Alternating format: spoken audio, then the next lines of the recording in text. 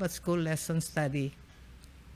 And the title of our lesson today is The Bible, the Authoritative Source of Our Theology. Before we begin, let's bow our heads for prayer. Father, we ask that your Holy Spirit be in our midst as we open your words. Give us wisdom and understanding. As we study, we ask in Jesus' name. Amen. Our memory text comes from Isaiah 8:20. To the law and to the testimony, if they speak not according to this word, it is because there is no light in them. I like to use the example of a measuring stick. When we go to buy cloth, usually the sales lady will look for a meter stick or a yardstick depending on what we want to buy, on how much we want to buy. So in our case, in our theology, our meter stick is the Bible. There are 40,000 different Christian faiths. All of them use the Bible. Yet the role and authority of Scripture in theology is not the same in all the churches. In fact, the role of Scripture can vary greatly from church to church. So this is an important but complex subject that we will explore today by studying the 5 different sources that impact our interpretation. They are tradition, experience, culture, reason, and the Bible itself. These sources play a significant role in every theology and in every church. We all are part of various traditions and cultures that impact us. We all have experiences that shape our thinking and influence our understanding. We all have a mind to think and to evaluate things. We all read the Bible and use it for our understanding of God and His will. Which of these resources or combinations of them has the final authority in how we interpret the Bible, and how are they used in relation to each other? The priority given to any source or sources leads to very different emphases and results, and will ultimately determine the direction of our entire theology. So the first of these sources is tradition. Tradition of itself is not bad. It gives recurring acts in our daily life a certain routine and structure. It can help us to stay connected with our roots. Hence, it is no surprise that tradition also plays an important part in religion. But there are some dangers connected with tradition. Let's go to Mark chapter 7, verses 7 and 8, and then 9 to 13. Mark chapter 7, verse 7. Howbeit in vain do they worship me, teaching for doctrines the commandments of men. Verse 8. For laying aside the commandment of God, ye hold the tradition of men, as the washing of pots and cups, and many other. Pause right there. We lay aside the commandments of God for the traditions of men, such as the washing of cups. Is it bad to wash cups? No, it's good. It's a good sanitary habit. Is it bad to wash hands? No. It's good to wash hands, especially during this time. But what they're saying here is the ritualistic washing, where you have to have shaking your hands and then raising them, and then I don't know what other aspects of tradition, but you know, that is what Jesus was talking about, not the regular washing of hands. Okay, verses 9 to 13, please. Mark 7, verse 9. And he said unto them, Full well ye reject the commandment of God, that ye may keep your own tradition. Verse 10. For Moses said, Honor thy father and thy mother, and whoso curseth father or mother, let him die the death. Verse 11. But ye say, if a man shall say to his father or mother, it is korban, that is to say, a gift, by whatsoever thou mightest be profited by me, he shall be free. Verse 12, and ye suffer him no more to do aught for his father or his mother. Verse 13, making the word of God of none effect through your tradition which ye have delivered, and many such like things do ye. Jesus particularly talked about this this particular tradition that the Jews had. They called it korban. What does it mean? The fifth commandment says we should honor our father and our mother, which means to say, especially in their old age, we must support them and take care of them. But in Jewish culture, when they say korban, they can say it's a gift to the temple.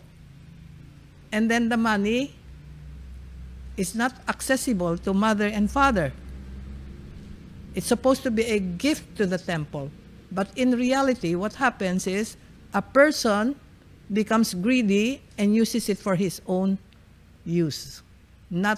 So in other words, under the pretense of religion, he is depriving his parents of his support. So which is not good. That is a bad part of tradition. So the tradition Jesus confronted was carefully handed down in the Jewish community from teacher to pupil. So in Jesus' day, it had assumed a place alongside Scripture. Tradition, however, has a tendency to grow over long periods of time, thus accumulating more and more details and aspects that were not originally part of God's word and plan. So these human traditions, even though they are promoted by respected elders, for example, by the religious leaders of the Jewish community, are not equal to God's commandments. They are human traditions, and ultimately, they led to a point where they made the word of God no effect. That's why in verse 9, Jesus says, full well you reject the commandments of God, which is honor your father and mother, that you may keep your own traditions. Instead of giving to the parents what is rightfully theirs, they were keeping it for selfish reasons. Okay, we next go to 1 Corinthians 11:2.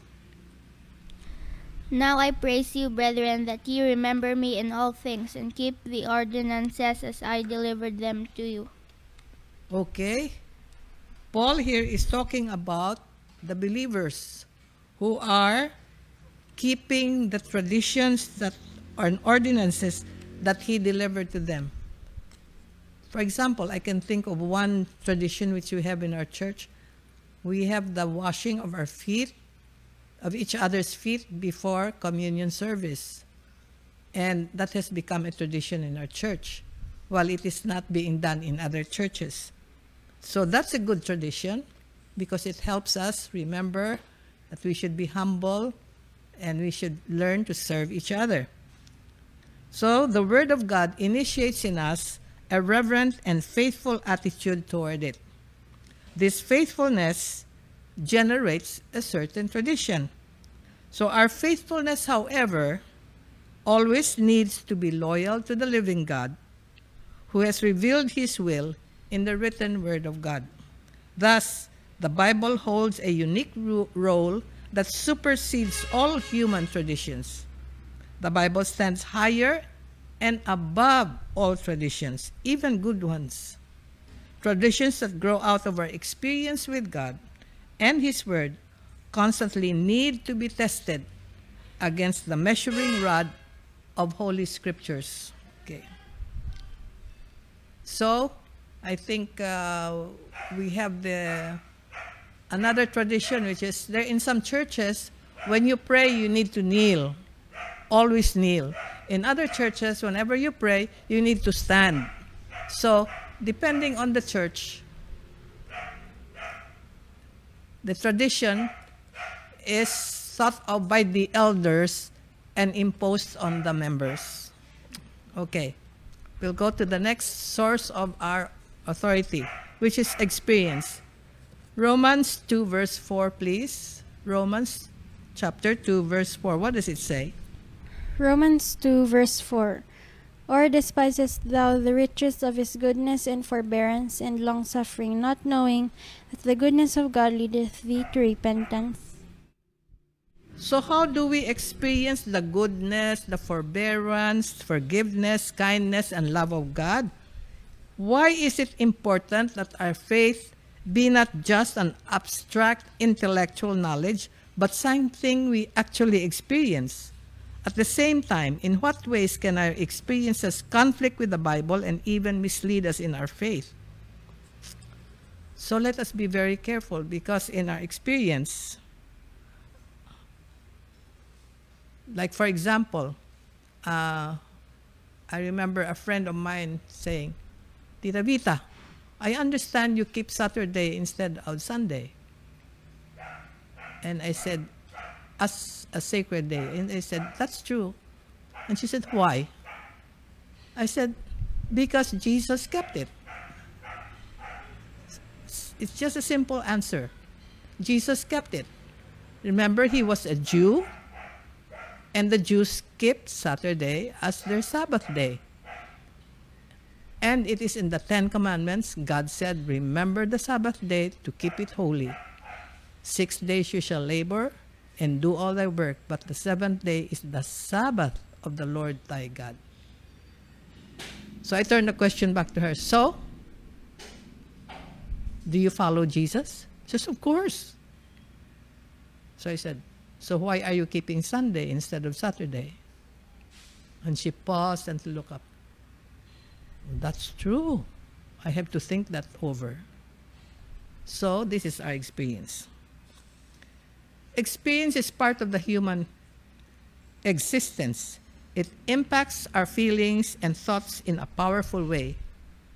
God has designed us in such a way that our relationship to His creation and even to God Himself is significantly connected to and shaped by our experience. It is God's desire that we experience the beauty of relationships, of art and music, of the wonders of creation, as well as the joy of His salvation and the power of the promises of His word. These are all experiential, okay? Our religion and faith are more than just doctrine and rational decisions. What we experience significantly shapes our view of God and even our understanding of His word. I remember as a child growing up during the time during World War II. I remember when the liberation period came and the Americans were coming to reclaim the Philippines back from the Japanese. They would bomb the city of Iloilo. I remember we used to live in a nipa shack, and under the house was space enough for us to go into for shelter. But all that we had around us was sawali, this woven mat type of thing.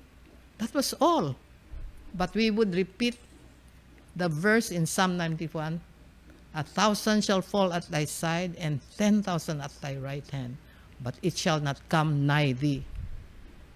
We have seen the shrapnel fall, not at us, beside us, to the left and to the right. Many times, I remember one experience. One of our sisters who was cooking, when we heard the fall of the whine of the bombs as they fell,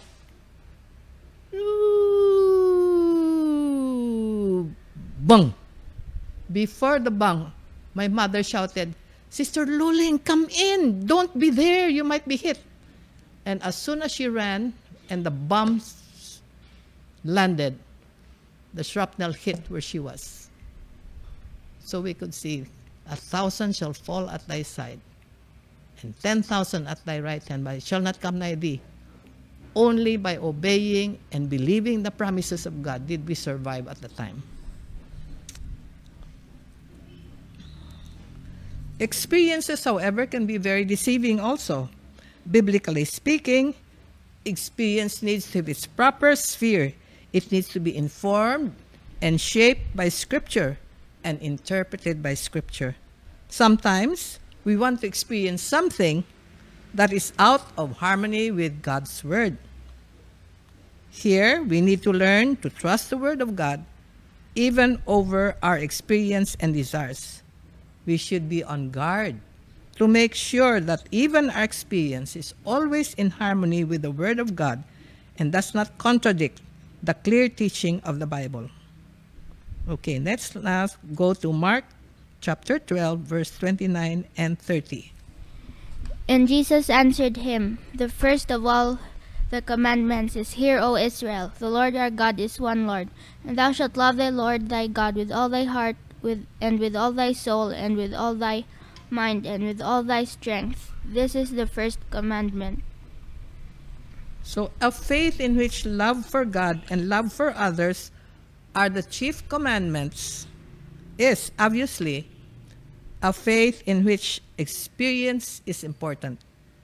At the same time, why is it crucial that we always test our experience to the Word of God? Because that is the meter stick. The meter stick. The meter stick never changes. Now let's go to the topic of culture. We all belong to and are part of a particular culture or cultures. We are all influenced and shaped by culture too. None of us escapes it. Indeed, think about how much of the Old Testament is the story of ancient Israel's being corrupted by the culture around it. What makes us think that we today are any different or better? The Word of God is also given in a specific culture, even though it is not limited to this one culture, which is why sometimes when we read the verses, we have to understand what did Jesus mean in this particular verse. What is the Greek? What is the Aramaic actual word? And then when we understand the real definition, then we begin to understand the verse better. While cultural factors unavoidably influence our understanding of the Bible, we should not lose sight of the fact that the Bible also transcends established cultural categories of ethnicity, empire, and social status. This is one reason why the Bible surpasses any human culture and is even capable of transforming and correcting the sinful elements that we find in every culture.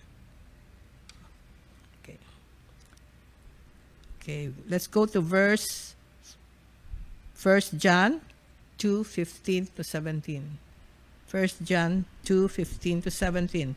What does John mean when he states that we should not love the things of the world? 1 John chapter 2, verse 15. Love not the world, neither the things that are in the world. If any man love the world, the love of the Father is not in him. Verse 16. For all that is in the world, the lust of the flesh, and the lust of the eyes, and the pride of life, is not of the Father, but is of the world. Verse 17. And the world passeth away, and the lust thereof, but he that doeth the will of God abideth forever. Okay, John here defines the love of the world three different ways. The lust of the flesh, the lust of the eyes, and the pride of life. Does that mean that we should not love cars, we should not buy microwaves, we should not have these electrical appliances? No, these are conveniences that are given to us to make our work more efficient and also time-saving. However, when they become the main focus of our life, that is where the danger lies. So, let us be careful. Culture, like any other facet of God's creation, is affected by sin. Consequently, it also stands under the judgment of God. In other words, God will judge you because your actions are dictated by your culture. He will understand if you're doing something that may not be quite right in another person's sight.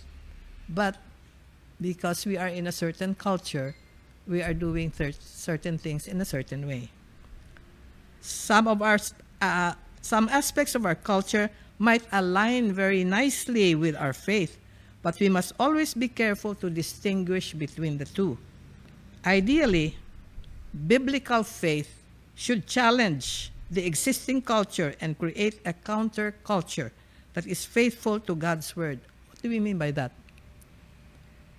I think of two instances during the year when we are counter-culture. I think of the Holy Week.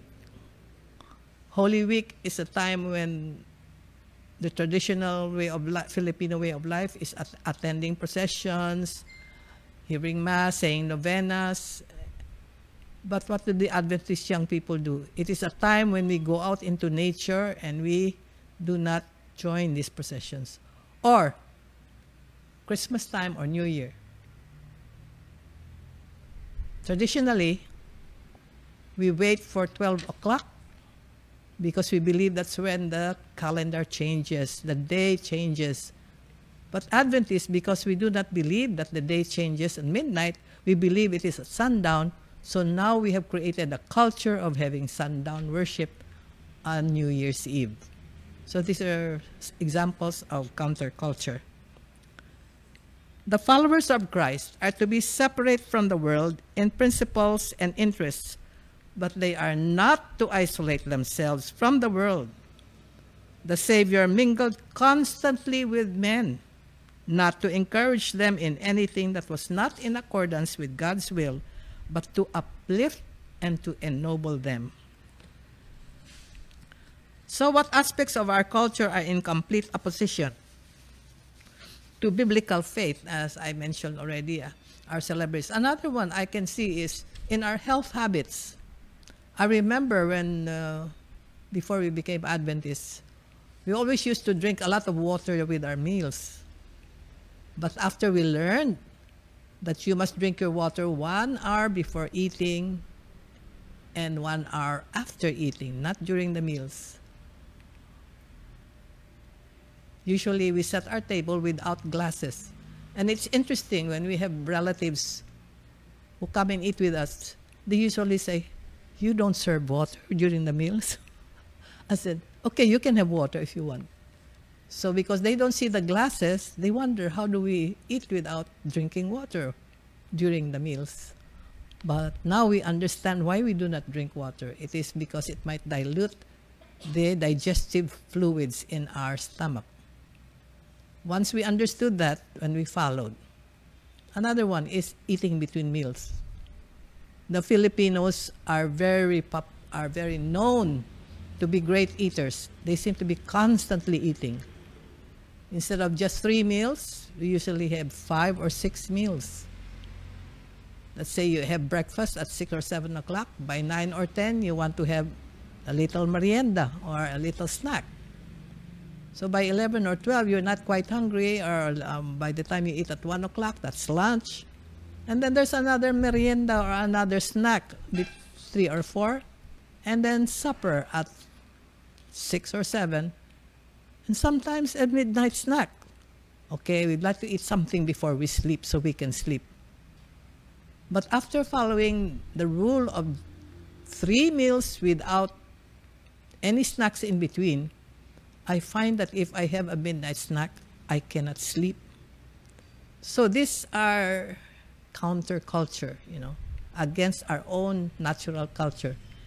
And what I found out that when we follow the rules of God, we are in better health. Okay? The last section here is on reason. Let's go to 2 Corinthians 10, 5 and 6. 2 Corinthians 10, 5 and 6.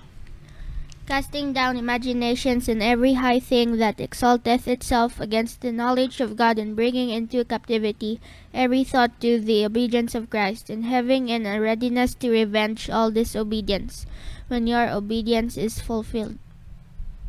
Oh, this is where we have to be very careful how to control our thoughts.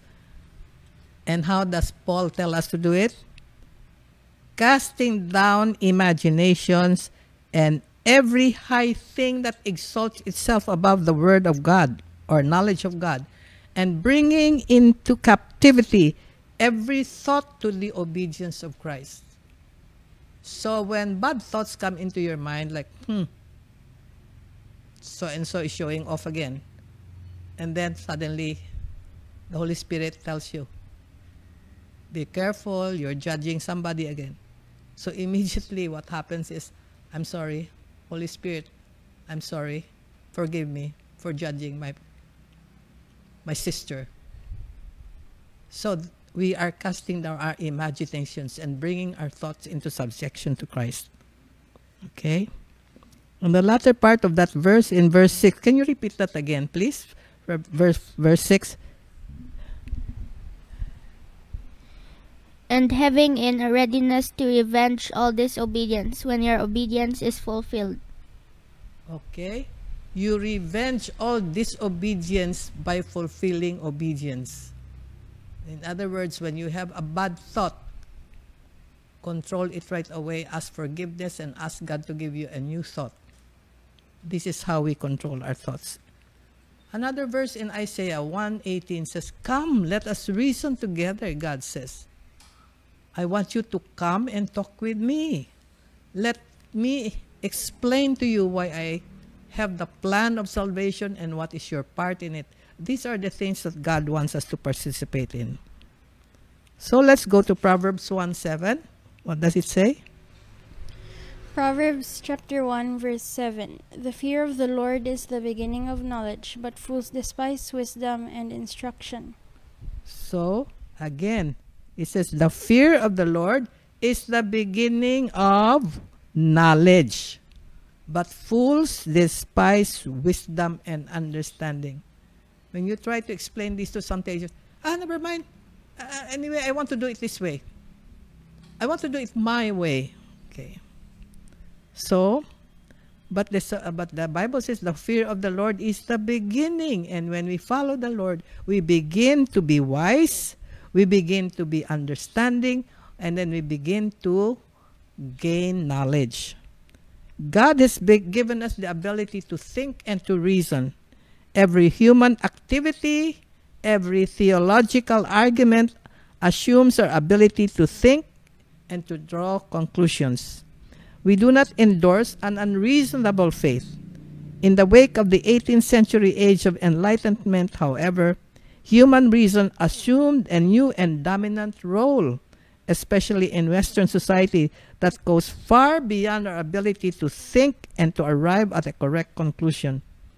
In contrast to the ideas that all our knowledge is based on sensory, on the senses, 5 senses, experience, another view regards human reason as the chief source of knowledge. I will believe it if I see it. I will believe it if I can hear it. I will believe it if I can taste it. What you say, I don't know. Vegetarian, I don't know. I don't think it tastes good. So they have to taste it before they can believe it. Okay. Reason became the new authority before which everything else had to bow, including the authority of the church, and more dramatically, even the authority of the Bible as God's word. So everything that was not evident to human reason was discarded and its legitimacy questioned. So this attitude affected large parts of Scripture. All miracles and supernatural acts of God, such as the bodily resurrection of Jesus Christ, the virgin birth, or the 6-day creation week, to name but a few, were no longer considered true and trustworthy. The truth is, we should remember the fact that even our own reasoning power is affected by sin and needs to be brought under the reign or under the control of God, under obedience to Christ. This is what Paul was saying. Human beings are darkened in our understanding and alienated from God. We need to be enlightened by God's word. Furthermore, the fact that God is our creator indicates that biblically speaking, our human reason is not created as something that functions independently or autonomous